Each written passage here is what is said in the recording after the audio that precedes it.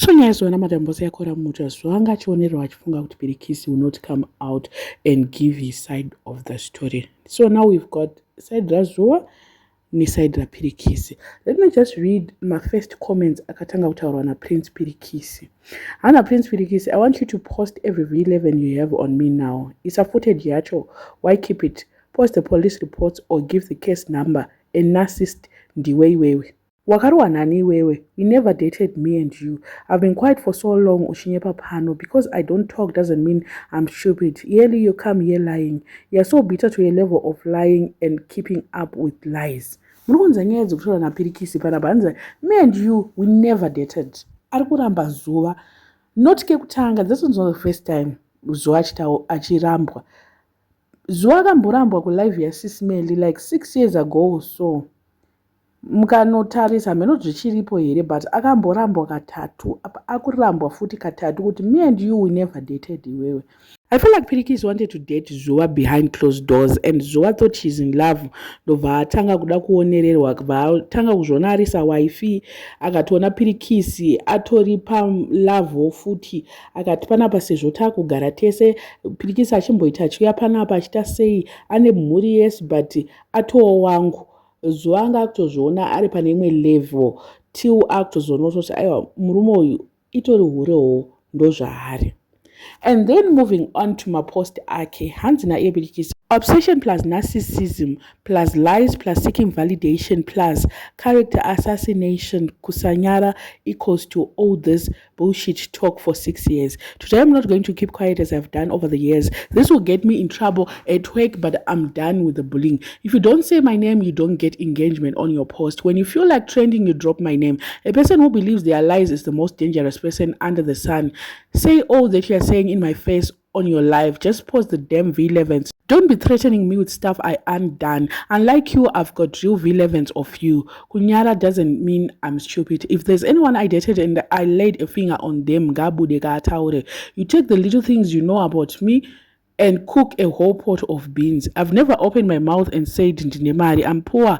Ndikutotamburawo nditoriwo wanga atori kuzamawo kutsvaga mbora wokudya. So iwe waidane munhu ari broke for what? Don't insult people's intelligence. Over the years, your stories keep on being twisted. You literally sent me a WhatsApp saying, so you moved on.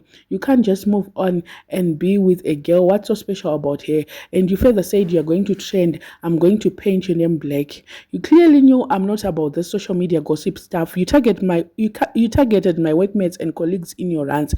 You name dropped so that it looks authentic. You called out names of organizations I work with and for so that you labeled me a violent and gangster person. You spoke about stuff I ain't never done or heard of. Parikutaurwa apa zveunzi organizations and name dropped. My name is Azuma. Nekuti he works under, he's got an emergency taxi, something like that. And you spoke about stuff I ain't never done or heard of. Talking about I hid in the wardrobe. Lol, I'll give it to you for being creative and get likes and attention from your audience. You accused me of GBV because you very well know that it's a major topic. You took pictures of your photo shoot. You had done makeup on this lady who does special events and said I did that. In fact, wasn't it you who said your ex beat you up and electrocuted you for being promiscuous?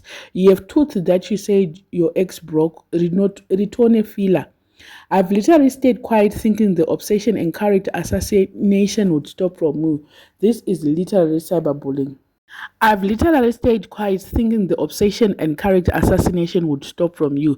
This is literally cyberbullying. If I had laid hands as you claimed, please produce the police report you said you have, or at least the case number of the protection order, or just the video you say I was beating you up. You got so desperate for V11s that you cooked a video of saying I did a sex tape. Keep on cooking, dear. I'm not bothered by lies. I came here to stop the bullying, to respect me as I respect you by being quiet. You did horrendous stuff, but I'm quiet. Unspeakable stuff. Of all your exes, including the ones who truly GBV'd you, you chose me as a weak point and said this one I can trend with. Leave me alone as I've done to you over the years. Pirikisi ataura akati, this is nonsense Zuwa. How can you say something that happened over 6 years ago? Uchingozvitaura nanhasi. Asi Zuwa akarwadziwa tide kunyepera pana Pirikisi.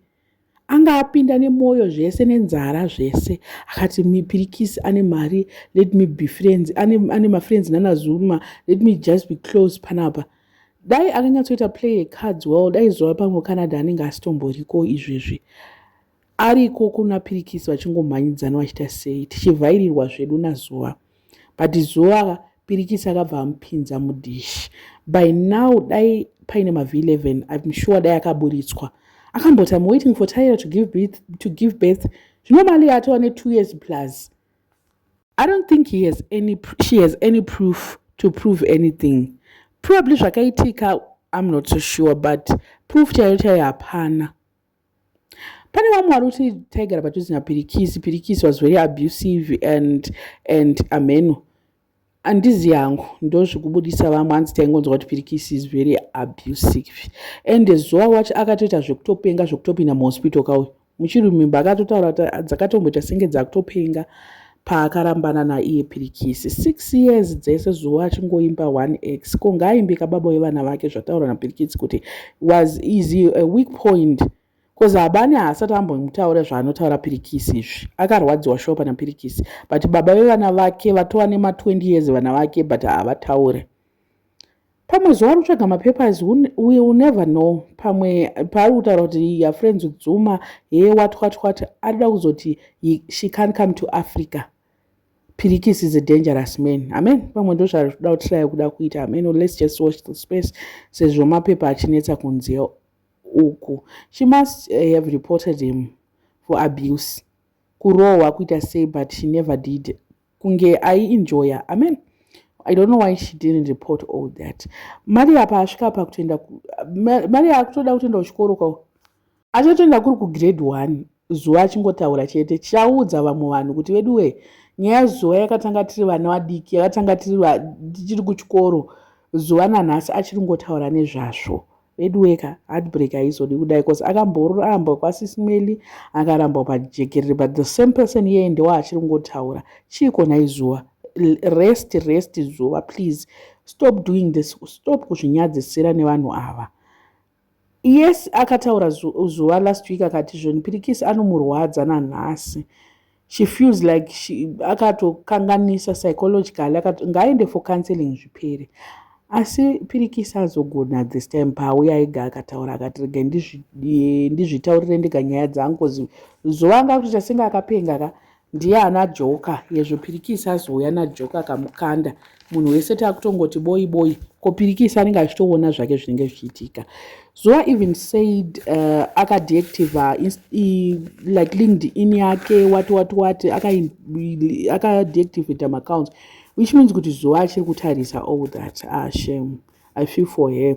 In all this, I feel like she has to heal and move on. Social media will destroy them. Those and Zoa, she will get more destroyed. It's not good for them to fight on social media, but Pirikisi should just go wherever he wants to go and report with Pani Mukadzi Arikuti abuse or financially, physically, and emotionally, and nakwenda ku hospital, and she has evidence for that.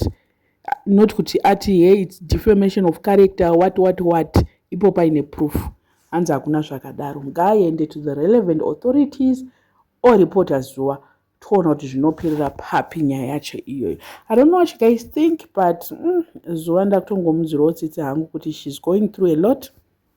It's not easy, but at the same time she has to move on. She has to leave all this, and kuda kungoti all the time Madam Boss chichi aiwa ngaachisiyane nazvo izvozvo because tatoona kuti evidence hapana.